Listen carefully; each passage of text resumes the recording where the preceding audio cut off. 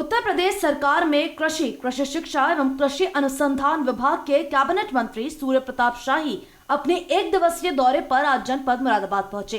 मुरादाबाद पहुंचकर तहसील कांट के छजलैट विकास खंड के उचैती बीज भंडारण के केंद्र पर आयोजित कृषि मेला कृषक गोष्ठी में मुख्य अतिथि के रूप में भाग लिया।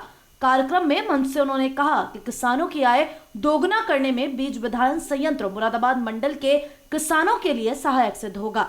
वहीं किसानों के द्वारा कृषि कानून पर किए जा रहे प्रदर्शन पर कहा कि भारत सरकार और कृषि मंत्री जी ने कहा है कि कोई भी तथ्यपरक सुझाव आएंगे तो हम उस पर विचार करने के लिए तैयार हैं, लेकिन अगर फिर भी कोई हठधर्मिता पर उद्यत है तो उसका कोई इलाज नहीं। भारत सरकार ने बार बार कहा है कि समस्या का समाधान संवाद से हो सकता है।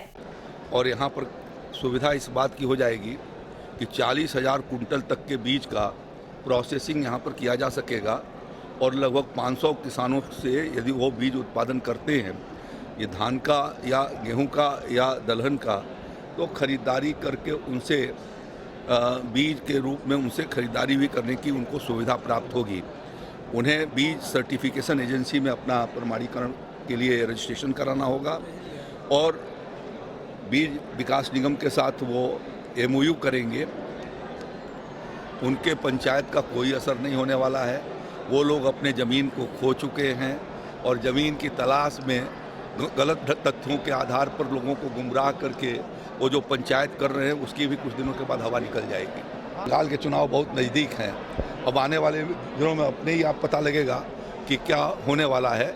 वहाँ का किसान, वहाँ का मजदूर सब भारतीय जनता पार्टी के पक्ष में खड़ा है। जो तृणमूल कांग्रेस है, आप देख रहे हैं कि बिल्कुल भगदड़ हो गई है और पूरे बंगाल की आम जनमानस भारतीय जनता पार्टी के साथ खड़ा है। बंगाल के चुनाव में भी भारतीय जनता पार्टी जीत करके आएगी और अपना सरकार बनाएगी। भारत सरकार के कृषि मंत्री जी ने बार बार इस बात को कहा है कि कोई भी तथ्यपरक सुझाव आएंगे तो हम उसको विचार करने के लिए तैयार हैं। अब कोई हठधर्मिता पर यदि उद्यत है तो उसका कोई इलाज नहीं है। भारत सरकार ने बार बार कहा है कि समस्या का समाधान संवाद से हो सकता है।